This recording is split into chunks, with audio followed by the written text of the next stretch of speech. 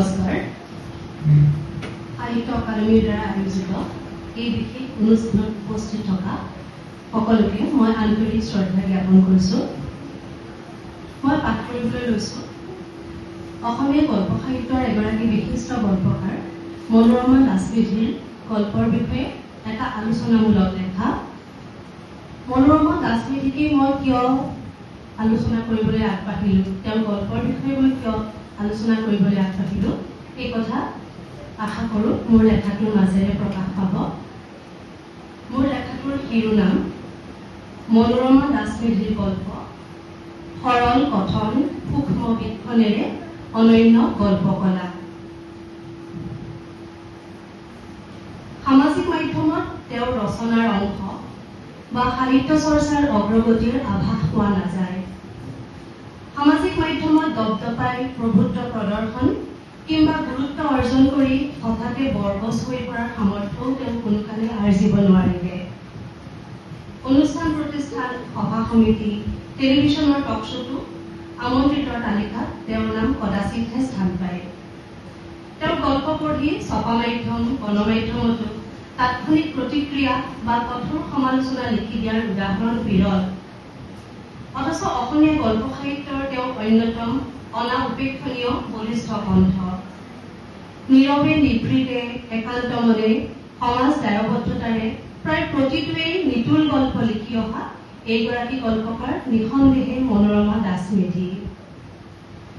পাঠ প্ৰতিপালিত সমাজৰ পৰা আঁতৰত অৱস্থান তেওঁৰ, কিন্তু সেই বুলি সমাজ বিচ্ছিন্ন অলিক বিষয়ত চিত্তমগ্ন গল্পকাৰ তেওঁ কদাপি নহয়। কোনো জটিল বিষয়, জ্বলন্ত সমাজ প্ৰসংগৰ শ্লোগানধৰ্মী উপস্থাপন তেওঁৰ গল্পই বহন নকৰে। সমাজ দায়বদ্ধতাৰ সচেতক অথবা নৈতিক সমালোচকৰ সাজপাৰ পিন্ধিও গল্প লিখিবলৈ তেওঁ বহা নাই। কাহিনী উৎসুক কৰ্ণসস্তম শ্ৰোতামণ্ডলীৰ সন্মুখত হস্ত সঞ্চালিত ভ্ৰূকুঞ্চিত কৰি কথাৰ পাক ঘূলি ঘূলি ৰহন সানি সানি গল্প কৈ যোৱা আদ্যপাৰ্গত কথকগৰাকীও তেওঁ নহয়। কিন্তু তেওঁ এগৰাকী পটু গল্পকাৰ, যি দেখিছে তাকেই সুখাবহভাৱে কলাত্মক প্ৰকাশেৰে সংগতি লগাই কৈ যোৱা বক্তা। তেওঁৰ কথাবোৰ আমিও চকুৰে দেখি থকা কথা, কিন্তু সেই কথাৰে তেওঁ শ্ৰোতাৰ মগজুৰ এনে এডবোৰ দুৱাৰ উন্মোচন কৰি দিয়ে, সেই দুৱাৰেদি সোমাই পাঠক বিবেক বিস্মিত নহৈ নাথাকে। গল্প কথনৰ সুখমোচনৰ অনুভূতিত বহু পৰলৈকে মজি থাকে পাঠকৰ মন। তেওঁৰ দুটা গল্পৰ কথাই কোৱা যাওক। গাঁৱৰ এজনে এদিন সপোনত গোসাঁই ঘৰত 4খন হাত থকা কিবা এটাই নাচি থকা দেখিলে।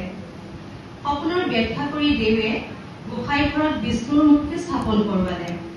হঠাৎ এদিন মূৰ্তিটো নোহোৱা হ'ল। এটা হোৱা দোৱা পৰিস্থিতিৰ পিছত গম পোৱা গ'ল যে গোসাঁই ঘৰলৈ অহা একাংশ লোক মূৰ্তি পূজাৰ বিৰোধী, ভাগৱত পুথি স্থাপন কৰি নাম লোৱাৰ পক্ষপাতী। ইয়াতে বিৰোধ। ভকতৰ আখুৰ গোজালিয়ে তৰ্ক বিতৰ্কৰ পৰিসীমা চেৰাই আদালতৰ মজিয়া পালে। আদালতত ৰায় ঘোষণা হ'ল। মনোৰমা দাসমেধিৰ কাষ কৰা ঈশ্বৰৰ গল্পৰ পটভূমিয়া। ঈশ্বৰক লৈ ন্যায় বিচাৰৰ এই চূড়ান্ত পৰাকাষ্ঠা সমালোচনাৰ এটাও শব্দ প্ৰয়োগ নকৰাকৈ কেৱল পৰিস্থিতিৰ ৰসখন বাস্তৱ বৰ্ণনাৰে যি ভ্ৰুকুটি কৰা হৈছে, সি কেৱল উপাদেয় নহয়, বৰং চূড়াত পাতৰ দৰে মৰ্ম ডাকি যোৱা বিষৰ। কথকৰ উপস্থিতি গৌণ কৰি পাঠকক পৰিস্থিতিৰ মৰ্মলৈ সুমুৱাই নিব পৰা এনে সাৱলীল কথন ক্ষমতা আন গল্পকাৰৰ কলমত বিৰল প্ৰায়। এই যে দুই বিপৰীত চিন্তাধাৰাৰ মানুহৰ আচৰণৰ বৰ্ণন, কথোপকথন গল্পকাৰে অতি বুদ্ধিদীপ্ত মিতব্যয়ী ভাষাৰে তুলি ধৰিছে, সেই বৰ্ণনেই পাঠকক গল্পৰ ক্লাইমেক্সৰ পৰ্যায়লৈ লৈ গৈছে। পৰিস্থিতিৰ বৈপৰীত্য, আদৰ্শ সংস্কাৰৰ বিৰোধ, প্ৰজন্মৰ মানসিকতা অথবা মূল্যবোধৰ ব্যৱধান সংঘাতৰ পৰিণতিত ক্লাইমেক্সৰ ৰূপ দিয়াৰ কৌশল গল্পকাৰে প্ৰায় সংখ্যক গল্পতে প্ৰয়োগ কৰিছে। আন এটা গল্পৰ কথা। দুপৰৰ ভোজন পৰৱৰ্তী এটা অলস বেলা। মধ্যবিত্ত পৰিয়াল এটাৰ চোতালত মলিয়ন বস্ত্ৰৰ ব্যক্তি এজনে কিশোৰী জীয়েকক বস্তাৰ কাপোৰেৰে মেৰিয়াই পিঠিত তুলি ভিক্ষা বিচাৰিছে। সৰহকৈয়ে ধন লাগে। বানত সৰ্বশান্ত তেওঁ। ধনৰ বিনিময়ত ঘৰুৱা বন কৰিবলৈ ছোৱালীজনীকে থৈ যাব। মধ্যবিত্ত পৰিয়ালত বন কৰা ছোৱালীৰ চাহিদা উপযোগিতা সৰ্বজ্ঞাত। অসহায় পৰিস্থিতিৰ সুযোগতে মধ্যবিত্ত পৰিয়ালটোৰ বাবে ছোৱালীজনী হাসিল হলে ভালেই, কিন্তু হঠাতে চিনি জানি নোপোৱা মানুহটোৰ অসহায়তা সৰলতাকো চোৰাংচোৱা চাৱনিৰে থকা সৰকা কৰোঁতে দুখীয়াৰ দুখ অধিক দৰদী হৈ উঠিছে। ছোৱালীজনীক বাপেকে পৰিয়ালটোত চমজাবলৈ কোলাৰ পৰা নামিবৰ হুকুম দিছে, কিন্তু তাই নানামে। হঠাৎ সৃষ্ট এক অস্বাভাৱিক পৰিস্থিতিৰ দৰ্শক হবলৈ চাপি অহা প্ৰতিবেশীৰ সন্মুখত দৰিদ্ৰ পিতৃকন্যাৰ অসহায়তা উপভোগ্য নাট হৈ পৰাৰ সময়তে নামি আহিছে ক্লাইমেক্স। তাই নানামে কিয়? নামিবই লাগিব। তাই বাপেকৰ বুকুচাৰ পৰা নমাৰ ওপৰতে নিৰ্ভৰ মধ্যবিত্তৰ অহংকাৰ, দৰিদ্ৰ পিতৃৰ কৰ্তৃত্ব, বিকহুৰ চিৰ কিহৰ তাপ, কিন্তু তাই তথাপি নানামে। এক চৰম উপহাসৰ মাজেদি উন্মোচিত হৈছে বাস্তৱ। বাপেকে নমাই একে আজোৰে সহায়না বস্তাৰ আবেজখনিৰ মাজৰ পৰা ওলাই আহিছে পাত গাভৰু বয়সৰ এটা নাঙঠ কৰি, মুখ দুই হাতৰ তলুৱাৰে ঢকা। পটকে নিজৰ ফালৰ পৰা একো নোখোৱাকৈ তুলি ধৰিছে গণতান্ত্ৰিক দেশ এখনৰ নাঙঠ স্বৰূপ। ইয়াতকৈ শ্লেষ কৰা সামাজিক তাচ্ছিল্য আন কি হ'ব পাৰে? মনোৰমা দাস মেধিৰ গল্প সংকলন 4খন, কাষ কৰা বিশ্বৰ, প্ৰেম গাথা, সপোনৰ সোণাৰু, ৰাণীৰ গা ধোৱা ঘাট। সংখ্যাৰ ৰেখাৰে কম, কিন্তু আটাইকেইখন সংকলনতে ঠাই পাইছে একোটা বাচকধনীয়া নিতুল কাহিনী। আশীৰ 90 দশকৰ অশান্ত সময়ছোৱাৰ পৰাই গল্প চৰ্চা আৰম্ভ কৰা মনোৰমা দাস মেধিয়ে তেওঁৰ গল্পত সমকালীন সমাজ জীৱনক সাৰ্থক ৰূপত তুলি ধৰিছে। সন্ত্ৰাসজৰ্জৰিত পৰিস্থিতি আৰু এই পৰিস্থিতিত অসহায় পৰা মানুহৰ জীৱন তেওঁৰ গল্পৰে প্ৰধান বিষয়। সন্ত্ৰাসজৰ্জৰিত পৰিস্থিতিয়ে ভীতিবিহ্বল কৰা মানুহৰ কাহিন্য কেতেকীৰ সাধু গল্পৰ মূল উপজীব্য। কেতেকী চৰাইৰ আকুল মাতেৰে মতা মই কেতেকী মাত শুনি গল্পটোৰ আইতা চৰিত্ৰটোৱে ককাই বৌয়েকক হেৰুৱাই নিথৰুৱা হোৱা কেতেকী চৰাইৰ সাধুৰ অৱতাৰণা কৰিছে। মিলিটাৰী মুখৰ পৰা কোনোমতে প্ৰাণ লৈ উভতি অহা ধনৰ পৰিয়ালে সেই কেতেকী চৰাইৰ মাততেই যেন শুনিছে আন এক মাত, ৰুণু ধন ক'ত? এটা শান্ত সুখী পৰিয়াললৈ হঠাতে নামি অহা মৃত্যুভীতিৰ ডাৱৰে পৰিয়ালটোক যেন কোঙা কৰি পেলাইছে। উগ্ৰপন্থী সদস্য এজনৰ মাতৃবিয়োগৰ সময়ছোৱাত সুৰক্ষা বাহিনীয়ে সদস্যজনক বিচাৰি আহি মৃতকৰ অন্ত্যেষ্টিক্ৰিয়া কাৰ্যত ব্যাঘাত জন্মাইছে, যি অমানৱীয় কাৰ্যই পৰিয়ালটোক সন্তাপত ভোগোৱাৰ বিৱৰণ নদীবোৰৰ দৰে গল্পৰ উপজীব্য।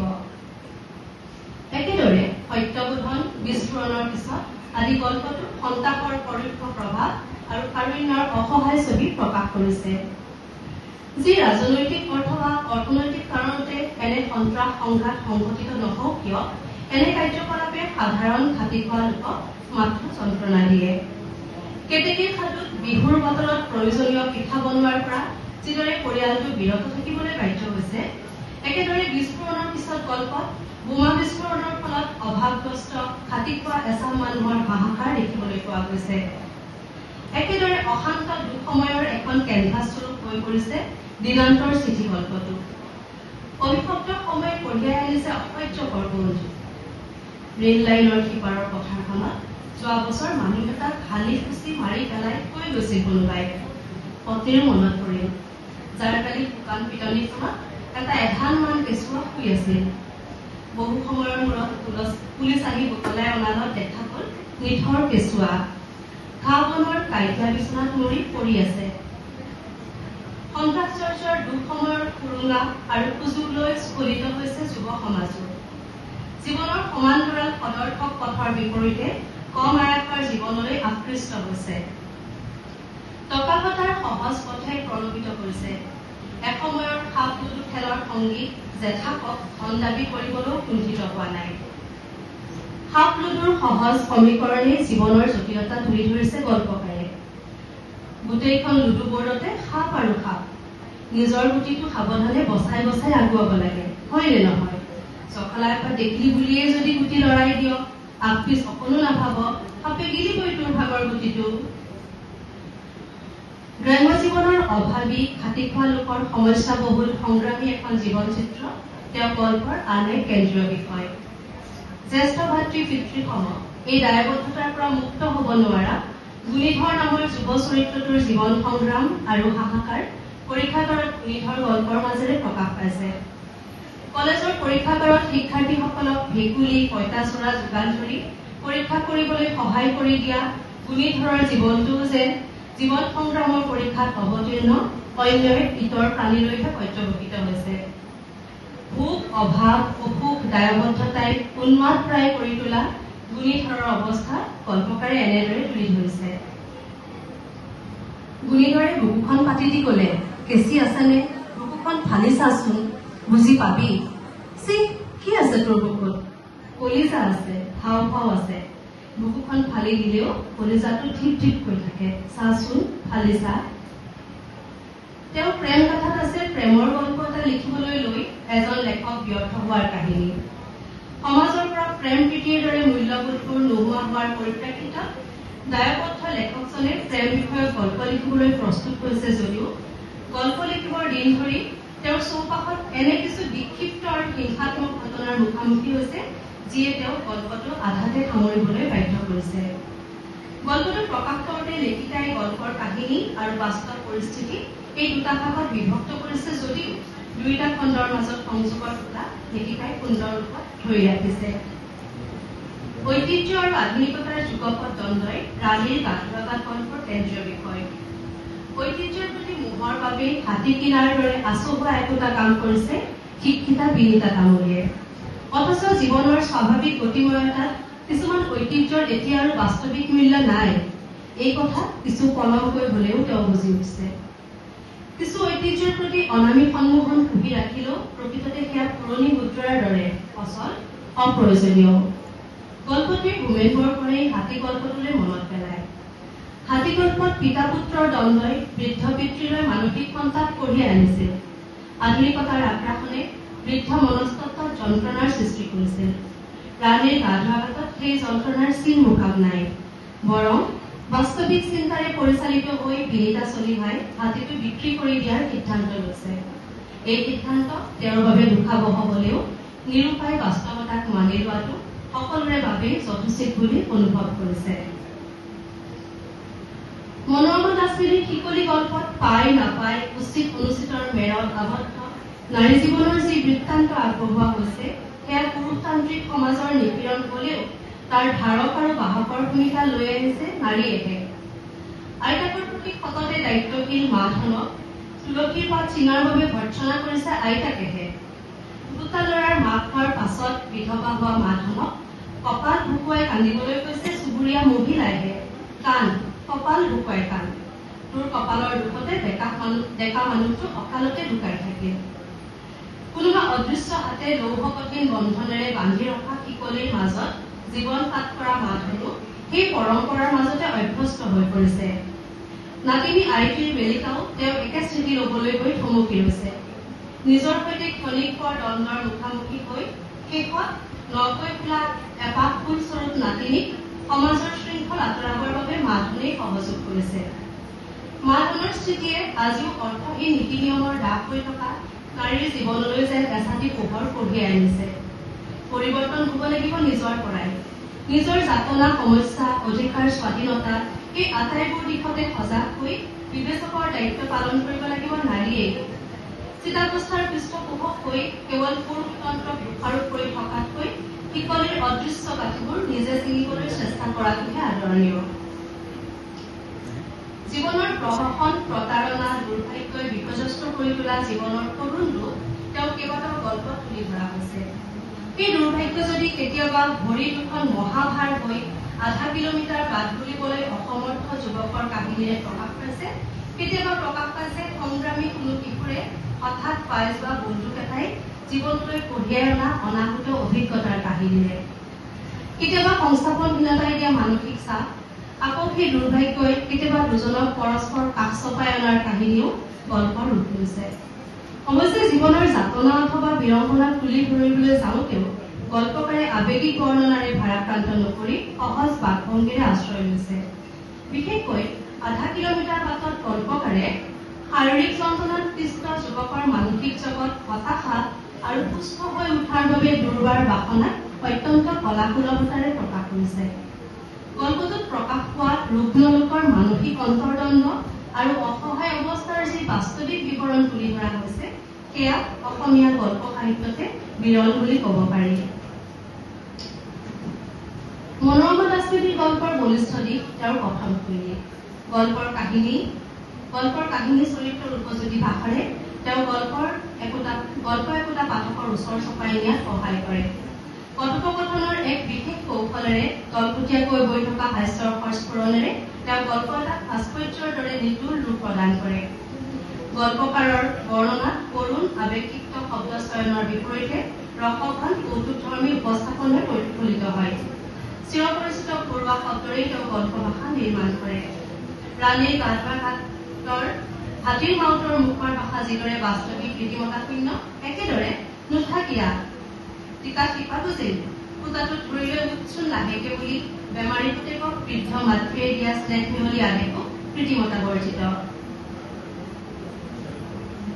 একেদৰে ভাৱবিধুৰ চৰিত্ৰ একোটাতকৈ বাস্তৱৰ চিৰপৰিচিত সহজ সাধাৰণ মানুহৰ সঘন বিচৰণহে তেওঁৰ গল্পত পৰিলক্ষিত হয়। সেয়েহে তেওঁৰ গল্প পঢ়ি কোনো ভাৱাবেগত ৰোমাঞ্চিত হোৱাতকৈ কিংবা উত্তৰ আধুনিকতাবাদী পৰীক্ষা শৈলীত চমকিত হোৱাতকৈ এক গভীৰ অনুভূতিৰে মন ভৰি উঠে। এক তীব্ৰ সমাজ চেতনা গল্পবোৰত প্ৰচন্ন হৈ থাকিলেও কোনো সাহিত্যিক বাদ অথবা ৰাজনৈতিক দৃষ্টিভংগীৰ স্পষ্ট মোহৰ তেওঁৰ গল্পত প্ৰতিফলিত নহয়। মানৱীয় দৃষ্টিভংগীৰে উপস্থাপন কৰা সমকালৰ সংঘাত সংকট মূল্যবোধেই তেওঁ সাহিত্যৰ প্ৰধান উপজীব্য। সৰু সৰু পৰিস্থিতিৰ বৰ্ণনাৰ মাজেৰে বিষয়ক সামৰণিৰ পৰ্যায়লৈ নি পাঠকৰ বোধ চমচমাই যোৱাকৈ সমাপ্তি দিব পৰাটো গল্পকাৰৰ স্বভাৱসিদ্ধ দক্ষতা।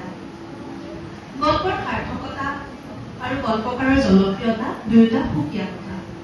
এটা ভাল গল্প কেনে হোৱা উচিত তাৰ ভিন ভিন ব্যাখ্যা থাকিব পাৰে। আমনি নলগাকৈ সাৱলীল ভাষাৰে বৰ্ণনা মনোগ্ৰাহী কৰি তোলা, চৰিত্ৰ অনুযায়ী যথাৰ্থ চিত্ৰায়ন কৰা, বৰ্ণিত বিষয়ৰ কলাত্মক উপস্থাপন কৰা আৰু সামগ্ৰিকভাৱে পাঠকৰ বোধৰ এক নতুন দিশ জগাই তোলাতে যদি গল্পৰ সাৰ্থকতা নিৰ্ভৰ কৰে, তেন্তে মনোৰমা দাসমেধিৰ গল্প একোটা সাৰ্থক উদাহৰণ। অসমৰ গ্ৰামীণ সমাজৰ খুটি নাটি উপাদান, সংস্কাৰ, সমাজ মানসিকতা সুচাৰুৰূপত তুলি যিটো কথাৰ অৱতাৰণা কৰা হৈছে তাত এটা আক্ষেপো লীন হৈ আছে। আন গল্পকাৰৰ গল্প যিদৰে সঘন আলোচিত হয়, মনোৰমা দাসমেধিৰ গল্পই সেই চৰ্চাৰ পৰিধিত সোমাব পৰা নাই নেকি? গল্পকাৰ হিচাপে উপযুক্ত স্থান দিয়াত পাঠক সমাজৰ ক'ৰবাত কৃপণালি ৰৈ গৈছে নেকি? প্ৰাথমিক স্তৰত আমি পাঠক সমাজে এটাই কাম কৰিব পাৰোঁ, যিসকলে তেওঁৰ গল্পৰ সোৱাদ অদ্যপি লোৱা নাই, তেওঁৰ গল্প কথনেৰে আৰম্ভ কৰিব পাৰোঁ, তেওঁৰ প্ৰতি উচিত মৰ্যাদা প্ৰদৰ্শনৰ পৰ্ব। ধন্যবাদ।